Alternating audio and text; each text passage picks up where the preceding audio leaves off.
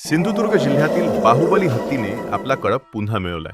कोल्हापूरच्या गणेश या हत्तीला धोबी पछाड करत या अजस्त्र हत्तीने आपला कळप जिंकलाय. महाराष्ट्रातील सह्याद्रीचा विचार केल्यास या भूप्रदेशात एकूण 8 हत्ती आहेत.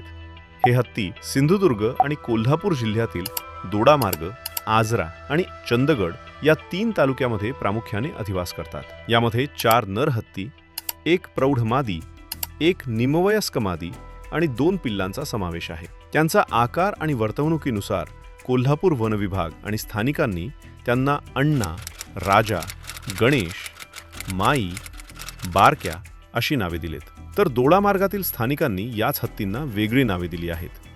ते अण्णा या हत्तीला बाहुबली या नावाने, तर बारक्याला ओंकार या नावाने संबोधतात.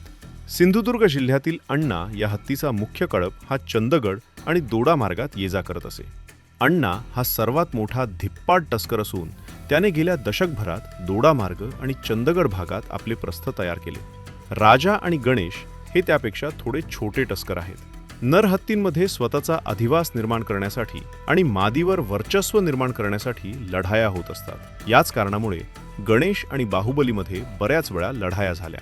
मात्र प्रत्येक वेळी बाहुबलीने गणेशला मात दिली. बाहुबलीच्या आकाराला घाबरून गणेश देखील बाहुबली आणि त्याच्या कळपाबरोबर लंपडाव खेळायचा. साधारण 2 वर्षापूर्वी दोडामार्गात वावरणाऱ्या बाहुबलीला चकवा देत गणेश कळपातील छोट्या मादीला घेऊन चंदगडमध्ये घाट माथ्यावर गेला. तेव्हापासून हे दोघे चंदगड आणि आसपासच्या परिसरात वावरत होते.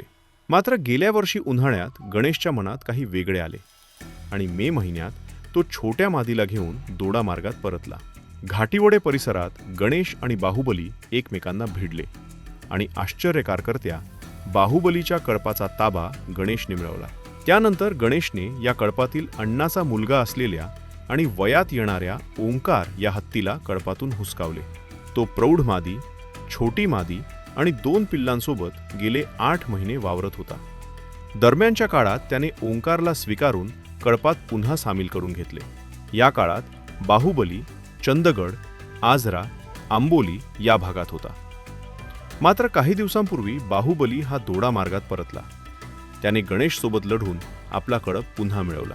गणेश सध्या चंदगडमध्ये परतला असून बाहुबली आपल्या कळपासोबत दोडामार्गातील तिलारीच्या खोऱ्यात आहे.